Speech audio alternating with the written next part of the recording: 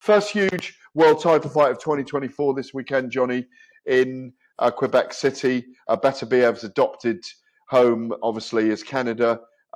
He's a chunk of Eastern European granite. He prays, he boxes. He's incredibly religious. He looks after his family. He's an incredible character. You can't get anything out of him. It's like getting blood out of a stone interviewing him. He'll giggle at you and laugh at you when you ask him a question. He doesn't go deep, but he is a very deep man. But what he has is a deep propensity for knocking people out. 19 victories, 19 knockouts, undefeated.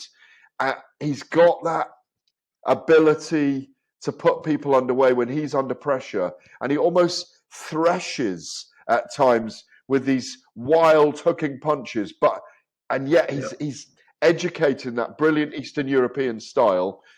What chance do you give Callum Smith, who's had 2 fights at light heavyweight? Great victory over Matthew Beaudelic, 4th round knockout, and then a win over Lenin Castillo, a 2nd round knockout at Tottenham Hotspur.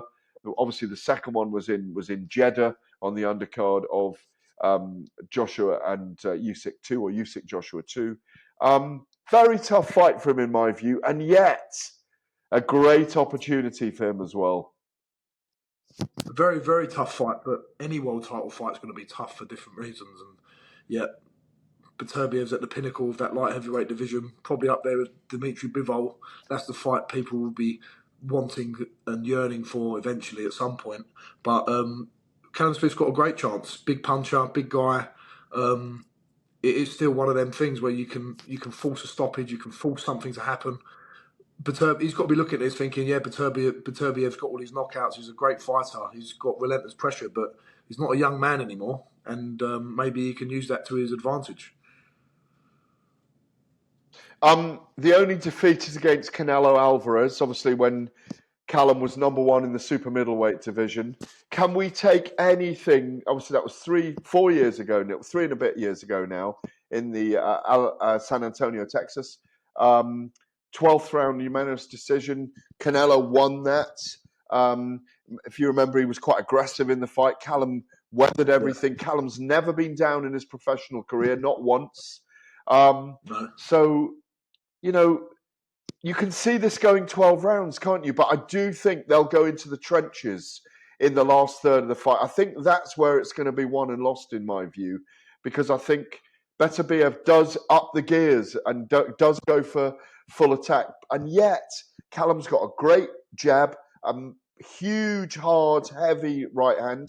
He's got great levers on the inside. Unusually, for a tall man, he's good on the inside. So he's got the armory to do it. What I worry about is body shots in this fight from Beterbiev, by the way, late in the fight.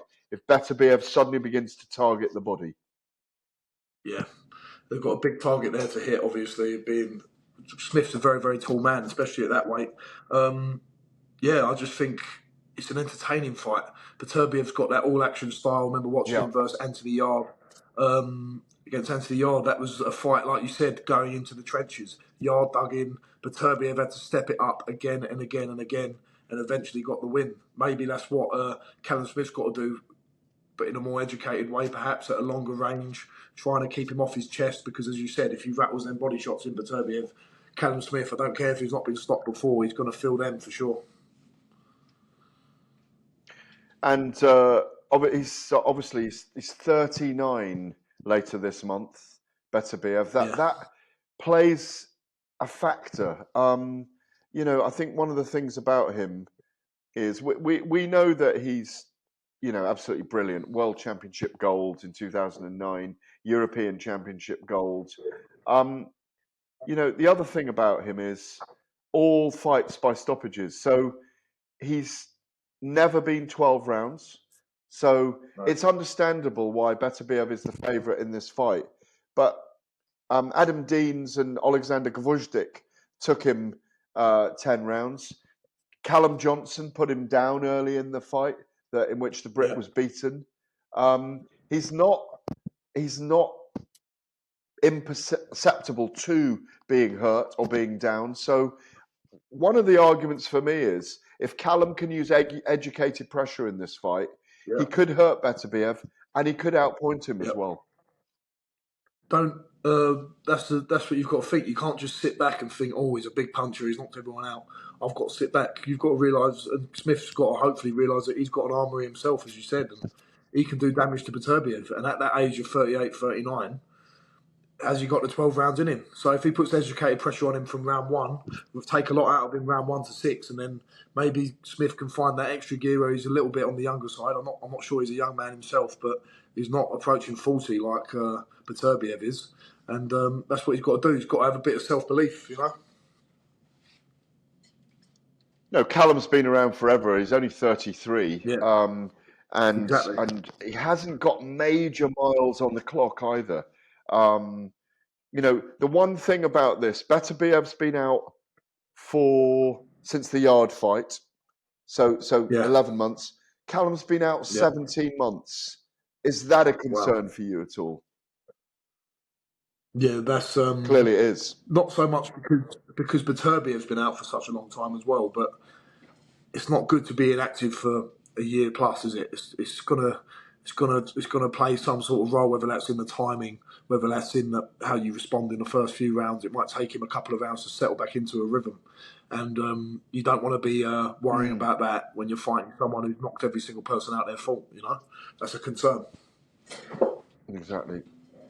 We obviously wish Callum Smith against Beterbiev, but one of the fights that everyone wants to see as well, certainly boxing fans want to see, is Artur Beterbiev against Dimitri Bivol. It might be Callum Smith against Bivol for all the belts at 175 pounds. Is that a fight you'd like to see this year? Beterbiev against Bivol? Obviously, we're jumping ahead of ourselves, but yeah, I'd love to see that fight. That's a brilliant fight. That's one that's been spoken about for the last year or 2 years. But something that's thrown a bit of spanner in the works of that is people talking about Jai Opataya versus Dimitri Bivol. That's another one.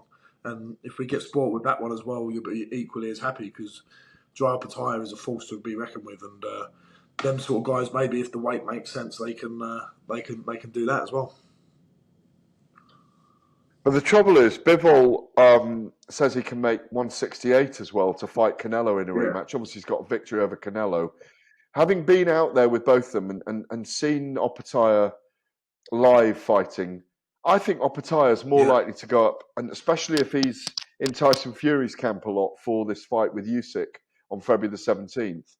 I can see him, if he finds his way around Fury and is comfortable, I can see him more likely going up to heavyweight where the much bigger money is. I think it might be a mismatch in terms of size with Bivol against Opataya, in my view.